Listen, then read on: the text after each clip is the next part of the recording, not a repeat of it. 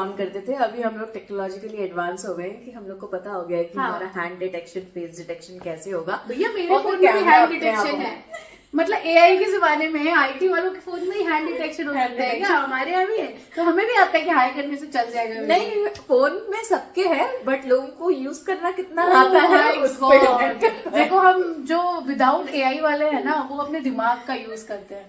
अरे भाई तुम एआई वालों ने इतना सारा मार्केट घेर लिया है, हर चीज एआई, वीडियो एआई, मतलब लहरें दिखा रहे हो वो एआई, सब कुछ एआई। तो आपका काम कितना फास्ट हो रहा है वो अलग बात है। नहीं तो हमने नया रास्ता चुन लिया है।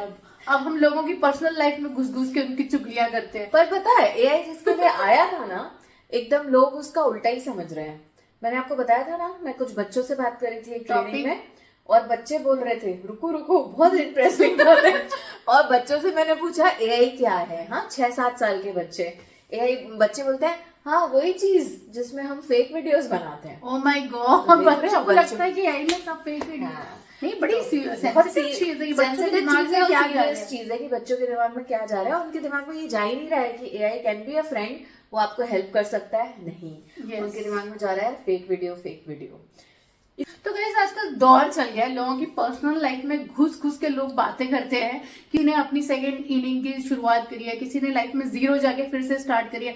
हम बहुत जल्दी उसको जज कर लेते हैं, भाई वो डिवोर्से थी, उनका इतना फलाने की शादी हो चुकी है। आजकल तो नया ट्रेंड चला है भाई, आप अगर शादी करने वाले हो और आप लड़कियां देखने या लड़के देखने पहले गए हो ना, तो सोच समझ के शादी करना, या पब्लिकली सोच समझ के करना। पता नहीं कौन आके क्या बोल दे, कौन क्या बोल दे, कौन सा पुराना फोटो लाके निकाल के डाल दे, ये बहुत चल रहा है। और पता है मुझे लगता है एआई ने इतना सब कुछ कर दिया है ना कि अब इंसान के पास कुछ और बचा ही नहीं है भाई। यूट्यूबर्स के पास एक दूसरे की चुगलियां करे जा रहे हैं, चलो बहन चुगली करें, तो लड़कियां बदनाम होती थी ना।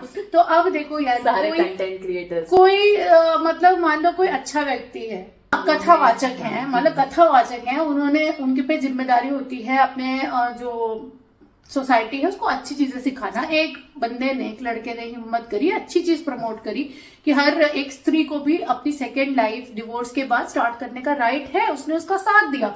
तो आप उसको अप्रिशिएट करने की वजह आजकल क्या क्या बातें हो रही है। चलो सौरभ जोशी जी तक भी समझ में आता था कि जलनखोर लोग होते हैं, सब होते हैं, बट अब किसी ने अच्छा सोसाइटी के लिए एक मैसेज दिया है तो उसको भी अच्छे में कोई नहीं बोल रहा है, उसमें भी नेगेटिव। तो एआई का ये इम्पैक्ट है कि एआई के आने के बाद लगता है और कोई काम नहीं बच गया है, यही काम बच गया है, सबकी पर्सनल लाइफ को उछालना।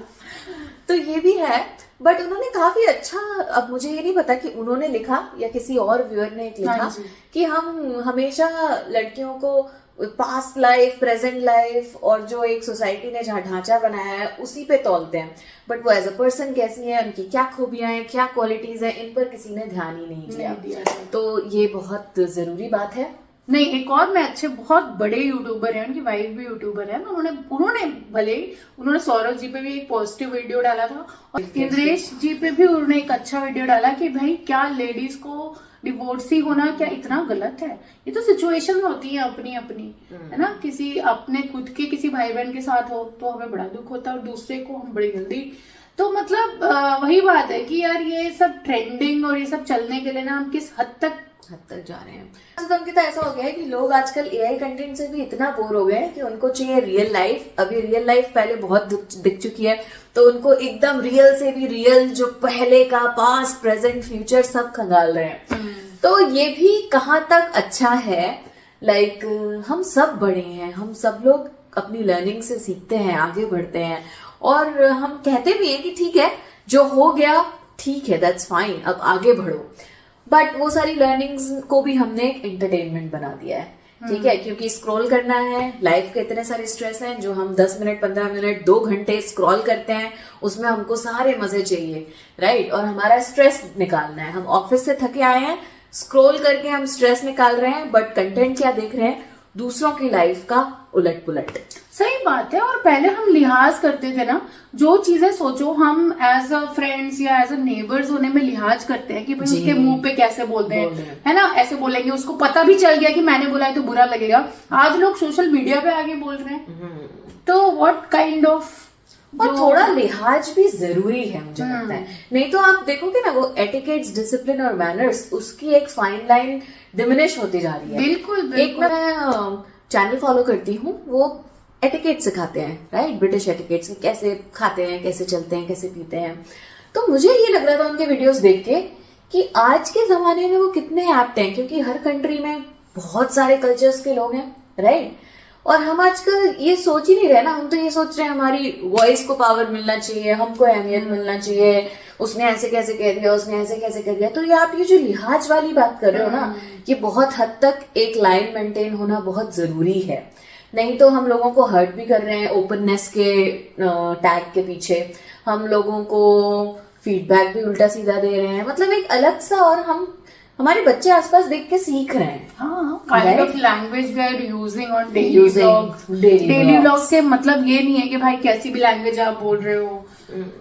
तो मॉडर्नाइजेशन के नाम पे ये जो जिस तरह का एक्सपोजर हमारे बच्चों के पास जा रहा है, that is very unacceptable these days. तो आप क्या सोचते हैं, कितना मॉडर्नाइजेशन जरूरी है? और मतलब ठीक है, सोशल मीडिया हमारा एक माध्यम है हमारी बात को आगे लाने का, समझ में आता है, बट ये कोई बात ही नहीं है। अगर मैं इसके बाल छोटे हैं सर के, इसके बाल सर के बड़े हैं, ये उसका अपना पर्सनल मैटर है। मैं अलग से कमरे में जाके यही डिस्कस करूं और इसी से पैसा बनाऊं, ये कहाँ तक एथिकल है? आप इस बारे में क्या सोचते हो? कमेंट्स में लिख के जरूर बताना। Thank you.